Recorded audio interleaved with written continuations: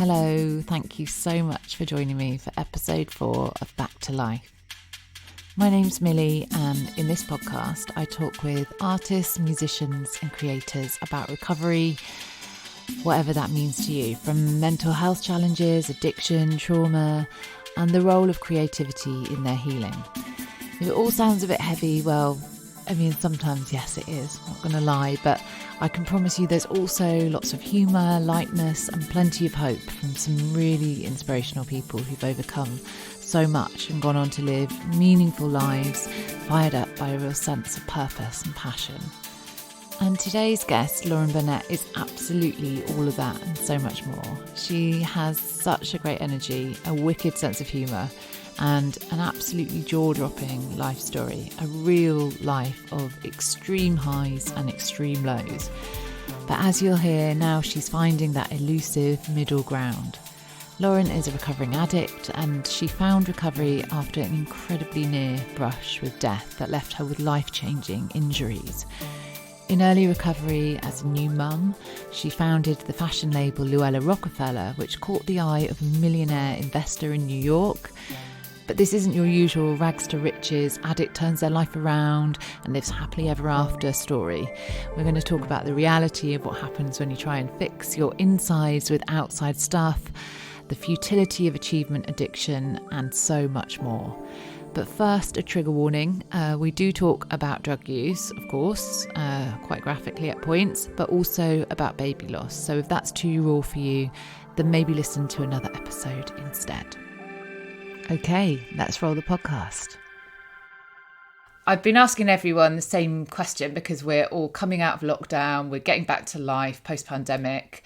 We hope post-pandemic. How is that process for you? How are you feeling about it all? I'm just going to be as honest as I can. And during the pandemic, especially the first lockdown, even like before we were even put into lockdown, because I'm a recovering addict, I have a lot of systems in place and coping mechanisms.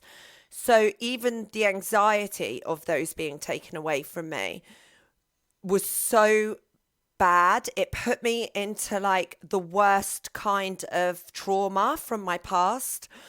And I think as well, because when I was in my active addiction, like my most active, before I went into recovery, I was admitted into ICU 4 times in 1 year with my lungs. So I think when the government said, there's a respiratory disease and, there's people that are high risk, it was just so scary. And during that time, I was stuck in, with my children 24/7, trying to keep my mind straight, trying to get my work done because we were still having to work from home and homeschool our children.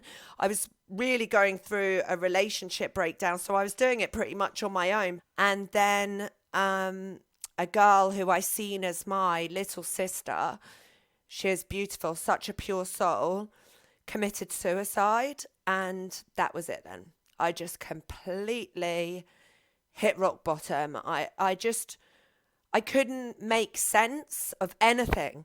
It's hard because I have a very love-hate relationship with a 12-step program and meetings. I did 5 years of pure abstinence where I did nothing. And then after 5 years, I tried to introduce balance. And that really worked for me for 3 years until the world went crazy and I went crazy too. It's been a really hard time. So with a relationship breakdown and what was going on in the pandemic and grieving for a friend, but not feeling the pain because I would do anything to distract myself from feeling the loss. So yeah, I've had to go back into full recovery and abstain again because I don't want to keep doing things, anything external that masks my pain. And I've had to go to a bereavement therapist. I've had to go back to my sponsor with my tail between my legs, which was hard. And, just ask for help and be really honest with my parents as well, and just be like, look, this is what I'm going through, and I'm really struggling, and I do have a bit of an ego, so it has been hard and humbling to be like, look, it's not working for me anymore. I need this help. But also surrendering again has gave me a huge amount of peace. Like right now, these last 2 weeks, 3 weeks, I have laid my head on the pillow and been so proud of myself. And, that I made that conscious decision before anything went too bad. In a nutshell, lockdown and the pandemic was crap. Yeah, it sounds like you've really been through it. And whilst you were talking, I was just thinking about that idea that it's not the feelings that are the problem, it's the things we do not to feel the feelings.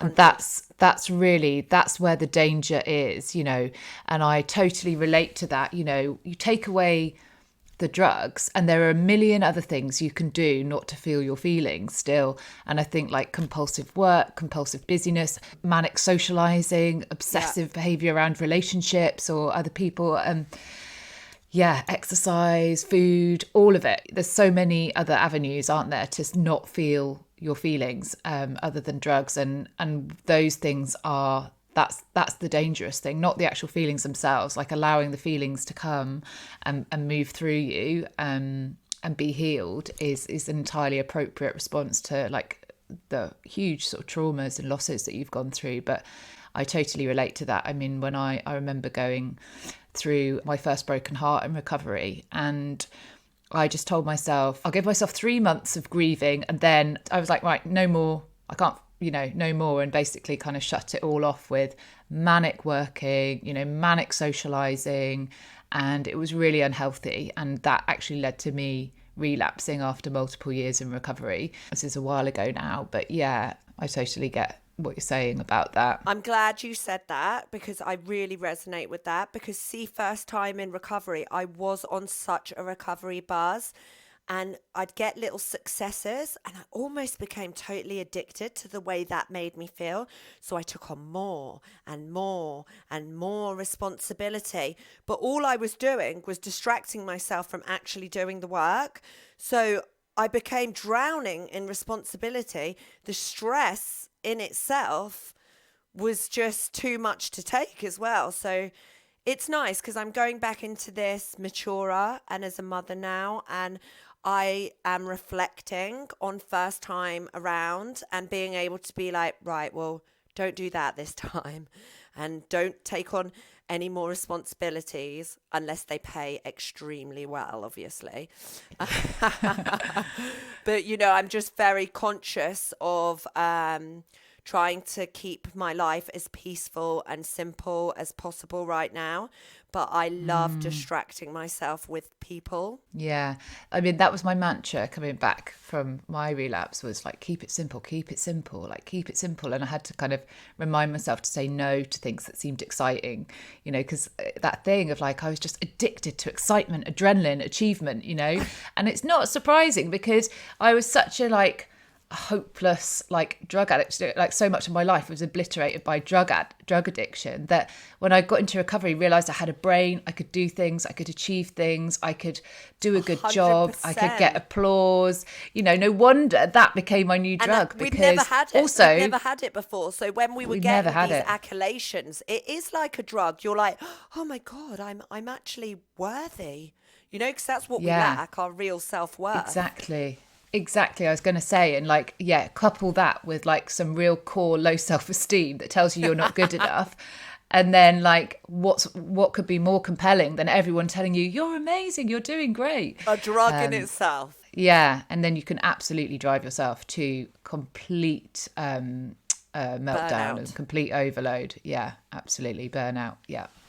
So it is. Yeah. It's about kind of balance. And also what you said about kind of the humbling process of having to come back and ask for help. And I think, I've got some similar experience there, because I had 4 years in recovery and then relapsed. I mean, my relapse story is quite different to yours. I do call it a relapse.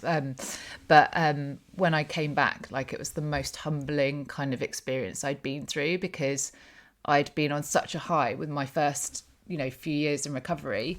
And then I had to kind of, like you say, come back with my sort of tail between my legs and learn everything all over again, and just like become teachable again, and put aside all the things I thought I knew about myself, about recovery, about the world, put it all aside and just try and be a beginner again. And I think that beginner's attitude is something that I keep with me now, even 5 years on. I still feel like I want to keep that beginner's attitude to life, because the minute I start to think I've got it sussed and I know what's going on, that's when I'm headed for trouble. Complacency. Yeah.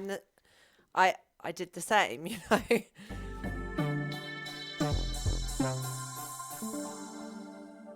So this podcast is about recovery and creativity. So I want to talk to you about creativity and what that means to you in your recovery.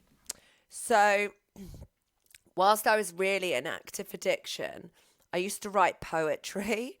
I was a little bit obsessed, I'd say, with like Pete Doherty and like that sort of scene and culture. So much so, I just decided to delve in it and live in Camden Town.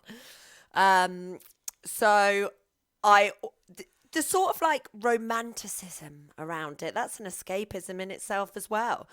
So I used to write poetry, and one of the poems I wrote was called Betrayed and Decayed. And it's like betrayed by men, decayed by drugs. And it says in it, one of the worst things is stifled creativity. And because I knew I was creative, I just didn't know a channel or an outlet. I couldn't sing, couldn't dance, couldn't write music, like the normal channels. But I knew I had it I in wished me. I could sing. Oh my God, I would have loved to. I bet you would be amazing. I'd be dangerous. I'd be dangerous if I could sing and dance. I was always like, why can't I sing? I want to be a front woman. I know. My best friend's like, Lauren, can't have it all. You're good looking. Chill out. So, yeah, I sort of always knew I was creative. And then when I got into recovery and I had my second baby, I had 2 children under 2 and breastfeeding. It was just, I was starting to lose my mind in early recovery already. And I just thought, I need to keep my mind busy for myself, because Peppa Pig is going to slowly decay me. So I thought, what do I love? And I love fashion. So back then, I'm from an island called Jersey, and it's a very affluent island. It's a wealthy island. So the charity shops were filled with like secondhand designer. And at the time, they hadn't cottoned on to what the value was. And so I used to buy Burberry Macs for like 10 quid, get them dry cleaned, and then I'd sell them on a site called Vestiaire in Paris for like 400, 500 quid. So I'd go and I'd trawl through it, and I started making money that way. And then I started thinking about, my own brand, like that'd be amazing if I could do that. And I had a lot of self-belief. And I was naive as well to the marketplace, because I don't want to say I'd never really had a job, because I'd had a job. I just never really been that committed to anything other than my drug use and socializing. So I sort of like every little milestone in the business that became somewhere I'd be in a magazine or I'd get a celebrity in my clothes or something like that, it fed me. And I just like was getting more and more self-belief, and it massively grew. It's really interesting that you used to do that with charity shops, because I did exactly that as well when I was in rehab in this small town in the Cotswolds. Ooh, and they just had these amazing, and I'd worked on Portobello Road on a vintage bag store, and so when I went to this rehab in the Cotswolds and I saw all these amazing vintage bags and things, and I was like, oh my God, in London this would sell for blah blah blah. And I didn't manage to do it quite on the scale you did. I wasn't buying Burberry coats for £10, sadly. So I wasn't quite making the markup, which is why I'm probably not doing it now. But it was a real buzz, because it's like when you're really like doing your own thing and creating your own income source and your own business. And I think as addicts, we are really enterprising. Totally. We do have those entrepreneurial skills, because we've survived some like some situations and got out some situations that would, that take a bit of creativity to get out of. 100%. And after 2 years of the business, an investor from New York shown interest on Twitter and wanted to fly me to New York to discuss selling shares in my business. Blew my mind. But what you just said then was what my investor said to me was, like your mind, the way your mind works to problem solve and get out of a situation is impeccable business skills. That's what you need in business. I won't be told no, because at the end of the day, if I called my drug dealer and they said, oh yeah, sorry, we're out, there's nothing here today, I'm not going to be like, oh, okay, then I'll just go into withdrawals. Thanks so much. Bye. I'm never going to do that, am I? It's going to be, I'm going to do whatever it takes, even if it means pharmaceutical. I'm going to do it. Because traveling miles, like bunking a train and traveling miles to 100%. Or whatever. And no way I wouldn't get money either. Like I was crafty. I would do whatever it took. And those skills are very transcendable in business. Yeah, 100%, 100%. And actually going back to what you said about stifled creativity as well, I was thinking about this, and it was something I felt as well throughout my addiction. I felt like there was something in me. There was something much more. But I never really knew what it was because I didn't have any evidence of it. Yes, when I was at school, I was like quite bright and capable, but since those days were long gone, and I hadn't done anything like really productive or creative with my life since then, and all that energy had gone into self-destruction. And I sort of feel like, that energy that you put into self-destruction or destruction can be channeled into creation. I know so many addicts who've done like really incredible things with their lives once they've got into recovery, because they've taken that same energy they put into kind of destroying themselves into creating something new and wonderful. Yeah, definitely. I've seen it as well, especially those that turn to art. I love seeing your pain in your art, whatever your art may be, your music, your, painting, whatever it is. There's like a darkness in me, and I like to see it when somebody has expressed the darkness within themselves creatively. And I love that. I love it. And I know I'm going back to him again. I was slightly obsessed. But Peter Doherty, like sorry, I'm such a stalker.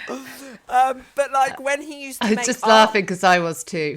But that whole scene made it so glamorous and so romanticized. And these people who were absolutely destroying themselves with drugs, but in a very sort of poetic way and romantic. Yeah, absolutely. Yeah, so I totally get it. That's why I'm smiling at you. But he made artwork out of blood, and he had a little studio actually like right next to Camden Lock where he kept a lot of his artwork.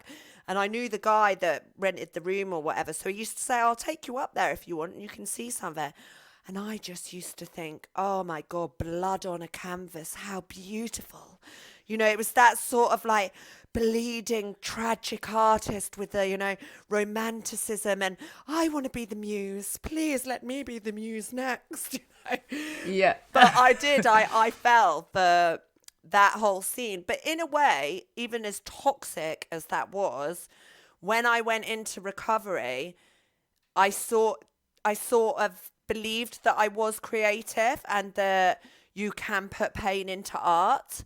So it wasn't such a bad thing. It was just quite toxic and unrealistic at the time. Yeah, absolutely. So you went to see a big investor and this for your brand. Tell me what happened next. Oh, this is mental because like I'd only ever seen New York on Sex and the City, and like obviously being like a fashion, lover, I was like, New York? What, you want me to fly there? And he was like, yeah, don't worry. I'm going to put you up in a hotel and you can come and meet me and my wife. Because I was a bit scared, like obviously the characters that I had associated with since I was like 14 years old were not always people you could trust. Honestly, it was so amazing that somebody even like took interest or belief in my brand or what I was doing. I believed in my message that I was sending, but, I didn't think other people, especially business types, would be interested in it. So I flew to New York and I stayed in this sick hotel. Oh my God, it had stairs, what they called, the moving stairs. Sorry, I've just literally... Escalators, there we go. Like up to the reception desk and all cool lighting. And I was just like, oh my God, this is where I'm meant to be. And I went to his apartment block and it was like security men outside, like the black men in black glasses on. There was a library in his apartment block, an Olympic-sized swimming pool, a gym bigger than our biggest gym in Jersey, and a children's soft play area. I could not believe it. And he was just really like, so how did you learn these skills, that you've got? And I just sort of said, like what you said before, well, living a life around drugs and addiction and survival and doing whatever it takes to get money to survive so you're not sick gave me this business knowledge, I think. You get a product, you can cut it up, you can sell it on, you can make your profit. And it was like I'd learn in a very, very unconventional way, practical business skills. And the fact that he believed in me really made me more believe in myself. And then after about 6 months, he said he'd invested in a retail real estate business that had like primary locations in shopping districts around America. So Saks Avenue, Melrose Avenue, Fifth Avenue. And he was like, there's this shop. It's opposite Alexander McQueen on Melrose Avenue. Do you want to go in there? And I was just like, I didn't even think. I was like, yes, I can do that. But in my head, I'm like, you've never opened a shop. What are you talking about? What do you even do? And then the panic hit in, I was like, oh my God, I need hangers. I need rails. I need like a shop design. I need like branding. I need signage. I need stock. I need labels. I need a label making machine. It was all these things. But when I got there and I got to LA, I opened a shop in 4 days. I didn't sleep because that was the addict mind in me. I was going to make this happen. And I did it and it looked sick. Like, I know that's maybe not humble, but it really did. I don't care. It was like amazing. It was like the best thing I ever did in my life. And I couldn't believe it. And I was just looking around and it was like everything I'd ever envisioned in my mind was right in front of me. And like, I just kept thinking that it's because I'm trying so hard, to be the best version of myself I can be, that the universe was rewarding me. Like my manifestations were coming true and things were really starting to happen. But the downside of that is when all your worth and all your self-belief is in a business, when it doesn't go well, everything comes crashing down, and your belief and your worth and everything. So I really did have a growing experience and a learning experience. And I think when things didn't go the way I wanted it to in business, it affected me spiritually, which it shouldn't have. I should have been enough detached to not allow that. But again, we're all growing and learning our way. Experience is the only teacher, right? So, I mean, people can tell you that, but you'll only learn it when you actually walk it, I think. And I relate so much to that. I think I became so, my career was so important to me in my sort of first chunk of recovery. It was so exciting. It was new. Everything was like exciting. And I started to lose myself in that. And I started to think that that was all I was worth. And that was all that was of value about me. And I started to think that was the only reason people were friends with me, which is like ridiculous now I think about it. But like, I literally thought if I didn't have this particular status within my job, or I wasn't working on these exciting projects, no one would even be interested in me because I don't have anything else. And I mean, that is crazy for me to say, but I literally thought that. And I also thought if I could be more successful, then I could be worthy of love. Like if I would like the totally next get achievement. that. I totally get that. Now looking back in with like clear, fresh eyes for the first time in a long time, you know, I can see every point, especially because I'm on step one again. I can see every single point where I was using an external gratification for my worth constantly, you know, and it's hard because I'm trying not to make those mistakes again, but it is uncomfortable sometimes sitting with pain, and I do want to be around an exciting person that's going to, you know, make me not think or feel for a moment.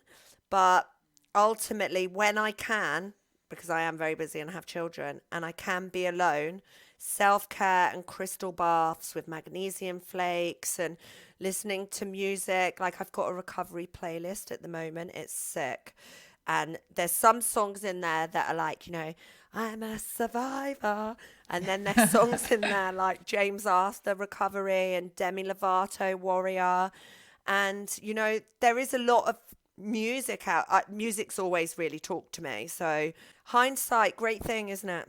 You know, but Yeah, can't change anything now. absolutely. Yeah. But but you've learned that lesson, and that's, you know, that gives you that sort of that experience that can help others. And I think that that's like, you know, I'm so grateful that you just said that, because I think that is something that's sometimes left out of the story. Like we like to see these sort of like narratives of like, here was this person and they were in the, you know, in the depths of addiction, and then they got clean and they made a success of their life, and now everything's amazing. And they lived happily ever after in their big house with their happy children and their dog. No way. It's not like that at all. But I do also think it's a common thing societally. That's what we are fed. That's what we're taught. You know, if the more successful you become, the more status you have, the more money you have, the more kind of, you know, achievements you get. You know, you get the house, you get the bigger house, you get the house with the garden, and you know, you get those things. And at the end of those, happiness is awaiting you. But every time you get to the end of those, you realise it's not there, and you need to get to the end. It's a trick. Yeah, There's always another stage. There's always another level. There's always something more you have to do to get to the happiness that you're being promised. Yeah. I'm just really trying to sit still now in the achievements that I've already made, you know, and really reflect on what I have already done. And like, it's mad I don't have self-worth. Do you know what I mean? I'm like, why don't I have it? Because I'm so lucky. Like, I'm so blessed, you know. Like, if I actually look around at what, you know, what other people have or their life circumstances, I'm like mad lucky and like really, really blessed. But some days and sometimes I just don't see it like that. I have a different perspective, and it's like, why is my life so hard? Why every day do I have to fight something? My mind and intrusive thoughts. And why do I have to work a program? Why do I have to do step work? Why do I have to write down things and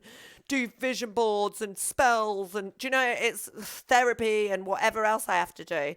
Some days I just am like that, but on a whole, and right now, because I'm in recovery buzz, I'm in that whole like, I'm so grateful for everything in my life. I'm so happy right now. Yeah.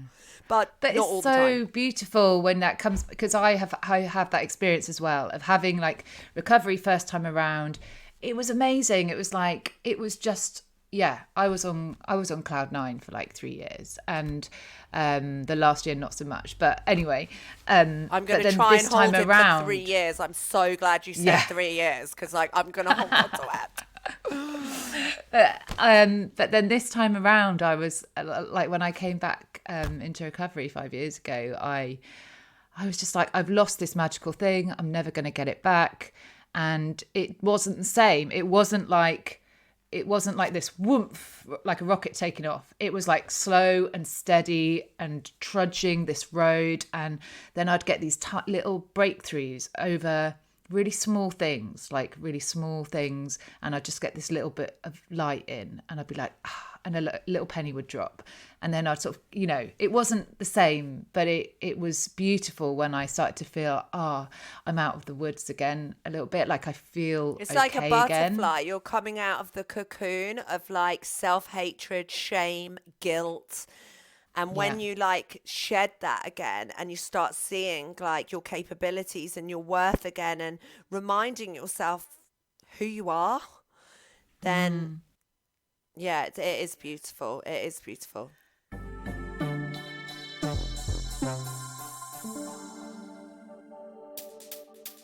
And Lauren, I know that we haven't even spoken really about how you started using drugs and what that looked like and how you got into recovery first time around. Could you tell me about that? Yeah, I was 14, nearly 15 when I started using heroin. It was a really quick, process. I sort of I did do the whole like teenage drinking out and then starting to take E's and then acid, smoking weed. But everything was like an extreme, like I didn't smoke a joint. I did a bucket in my mate's bath. But I think ultimately what was happening was I had a lot of emotional needs. I was always really depressed, but like there was no reason for me to be depressed, like well, at that time there wasn't. But then my mum and dad had a really bad divorce that really impacted on me. I think I always craved male love and male attention more so than the other girls around me. And I would Me be too. like vying for my dad's attention constantly, but it was an unhealthy like level. It was like I was constantly like needing validation and love from like a male source, and yeah, it was just in me to be like that. So Yeah, sorry, I just really relate to that. I remember like one of my memories of childhood is that fantasy of thinking when I get a boyfriend, when I'm old enough to get a boyfriend, everything will be okay, and just being fixated on it. And maybe that is sort of, I don't know if that's normal teenage girl stuff, but I was obsessed. Like, you think they're the prince, the savior that's going to save you from your emotional turmoil, and you're going to yeah, be taken exactly. away and you're going to live this other life with this man of your dreams. And God, that's a false story, isn't it? It's a false narrative. Yeah. Yes. So, but I had 100%. that, and so because the relationship with my mum and my dad and myself and was completely breaking down, I was seeking that love and validation from any male that would show me. I mean, even in look, I would be like, "Oh, please love me, love me, love me, please." And yeah, the badder the better as well. That made it even more exciting because maybe then I'd get my dad's attention too at all these the bad boys I'm bringing home, But obviously, it completely backfired on me, and my first sort of love, real love, was an addict. And like when there's two kids in pain, and you're like justifying each other's behaviors because he's doing it, well, it's fine, I do it then, And I got totally engrossed, but I loved it in the criminal world. Like, I was so young and I knew how to commit credit card fraud. I was one of the worst shoplifters. I was on Shop Watch. I became so dependent, on the boy and the drug that when he went to prison and I was like on my own, I just done what I had to do. I had to find another addict so that I could like feed off them. But I'm still at this time, I'm still like 16 years old. And I used to let my bed set be used to cut up drugs and distribute them. And drug squad were watching who I was letting do it. And my flat got raided. My bed flat. God, that's a bit generous. My bed sit got raided, And I was terrified. Like, I'd been taught from a young age, you don't grass. Nobody grasses. If you grass, you die. So, I wouldn't grass, basically. And so I got sentenced by the magistrate's court as a 16-year-old girl. They didn't even do it in youth court. And I should have been sent to the young offenders. But luckily, my dad had submitted a plan to the court saying, please, can we send her to a connected foster carer in Scotland, where I'm from, which is my sister, which is my auntie. And we have found a school that will accept her, because I've been expelled from so many schools where I'm from. Would they allow me to do a year's probation, banished from the island, to try and get my life back in Scotland?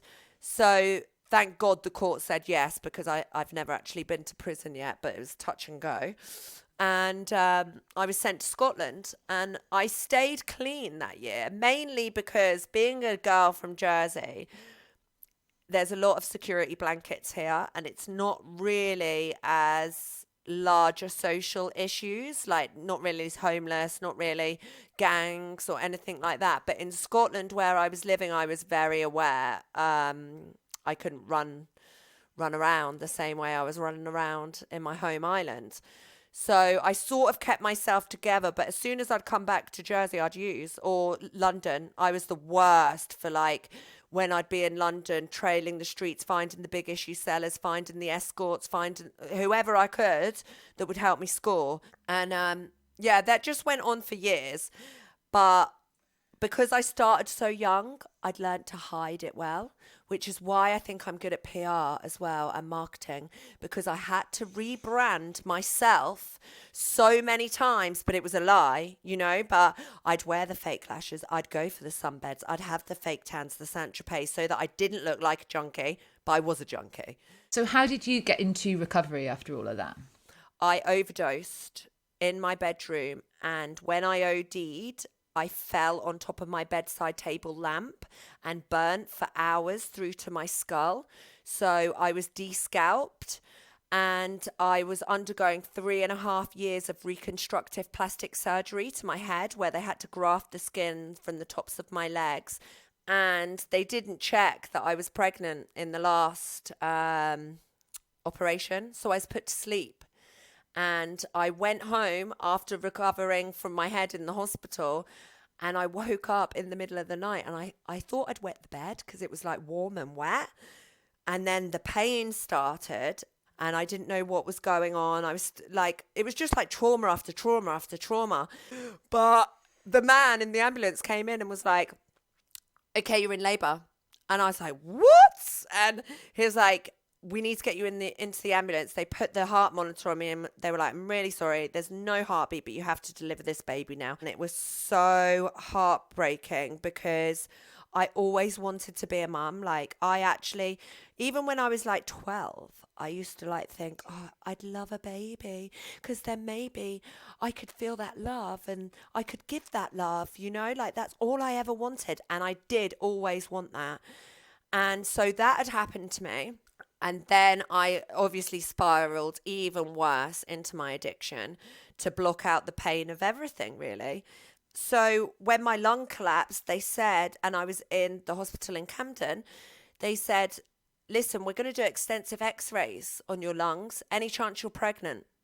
And I just said, I just told him, look, this is what's just happened to me. I doubt it, because it was the only time I'd ever really been pregnant in my life, because I don't think my body could even carry a baby. And he came back and said, listen, you're like 3 weeks pregnant, but we don't know if you're going to survive. I don't think this baby's going to survive. If I'm being honest, you better prepare yourself mentally for that to happen next. So I remember just lying in intensive care, couldn't move, nothing. Just thinking like, oh my God, if only this baby would live, like everything would change. And then on the telly, it was like, Amy Winehouse, 27 years old, found dead in Camden home. And I was just like, whoa, like that was crazy, because I always like felt this like connection with her, and don't get me wrong, I wasn't like a friend, but I'd see her in like the Good Mixer, and other dodgy places where we'd be picking up or whatever.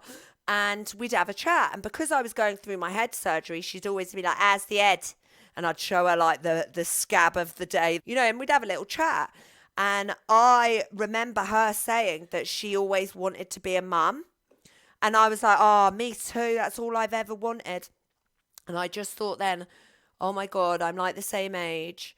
Like, this is my chance. And I didn't believe in God whatsoever, but I prayed that time. And I just said, please, I will fight this as much as I possibly can if you let this baby live.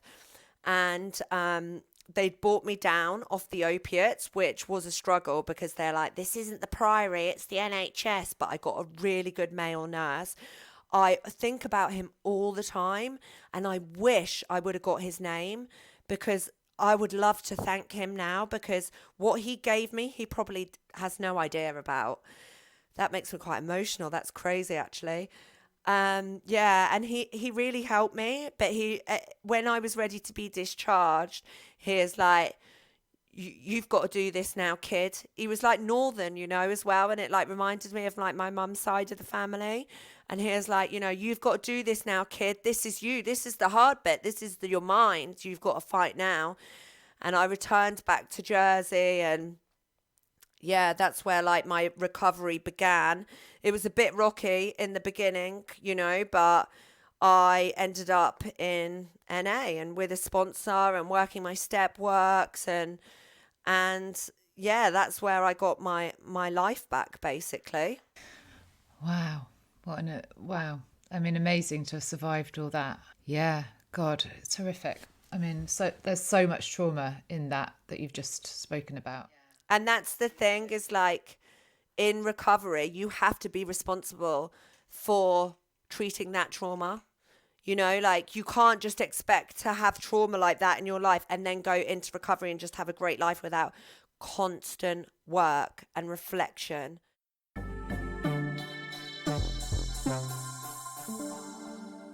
So I'm going to just ask you the last few questions now, which I tend to ask everyone on the podcast, because the podcast is called Back to Life. I want to know what song is bringing you back to life at the moment. I'm so glad you asked me that. I thought you might be, with your recovery playlist. So, Midnight Sky, Miley Cyrus. I'd heard it 1,000 times before and felt nothing. I was like, oh, nice tune, like in the background. But now it's like, I was born to run, I don't belong to anyone, and I don't need your love. I don't need your love to feel like I'm worthy, and I don't need anyone's external love. Like, I'm powerful enough all on my own. And that song is giving me life at the moment. But there's many songs at the moment that are giving me life. I have a whole playlist. Fighter, Christina Aguilera. My Life was huge, Eminem and 50 Cent, because I love 50's verse in it. It was like, I'm a writer, I'm a fighter, entrepreneur, fresh out the sewer, watch me maneuver. Oh, love it. Love that. Anything that like empowers me, Written I'm for like, you. yes. Yes. So what is the happiest, one of the happiest days of your life? A day that you sort of felt most alive?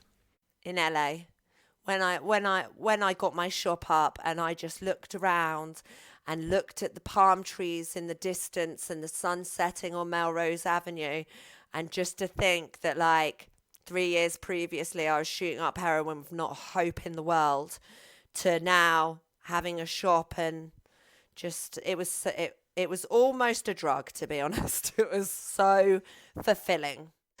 What 3 things are in your toolkit for staying alive? Training, physical exercise, boxing, yoga, the gym, training. So good for your mind, so good for your body, so good for your self-esteem. Therapy, and not just therapy, like tools around therapy. So EDT I find very, very effective for reprogramming, sound baths, everything spiritual. Like, I love vibrations where I can feel like my body actually shake and I feel connected to my heart and soul.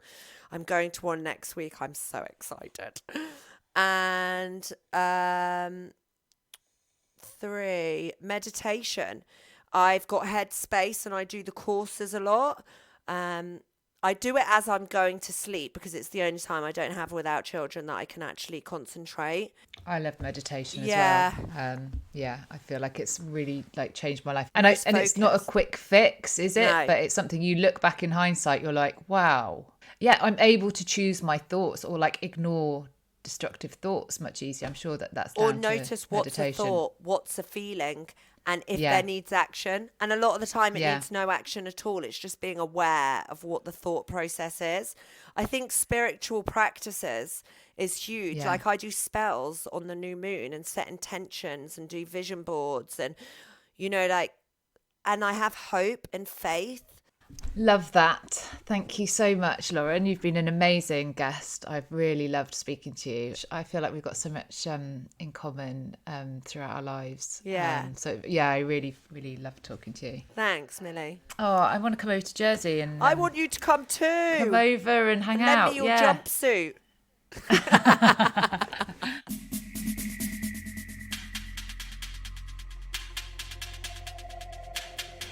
I loved chatting to Lauren so much. I think you probably heard there we had a really lovely connection and so much shared experience.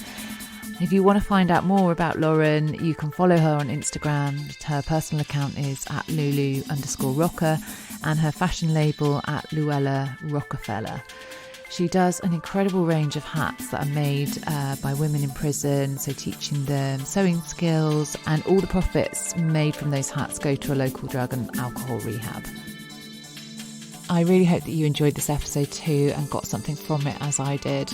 If you did and you would like to support me to make more, then please do take the time to leave a review on Apple Podcasts. It really does make a difference to me, and it means that other people can find these episodes more easily too.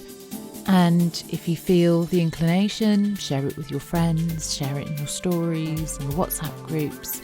And if you want to keep updated on the latest episodes and Back to Life chat, come and join the community we're creating on Instagram at Back to Life Pod. I really love hearing your feedback. It really does make my day and spurs me on to continue to make these. So thank you everyone who's been in touch so far. You really are the best.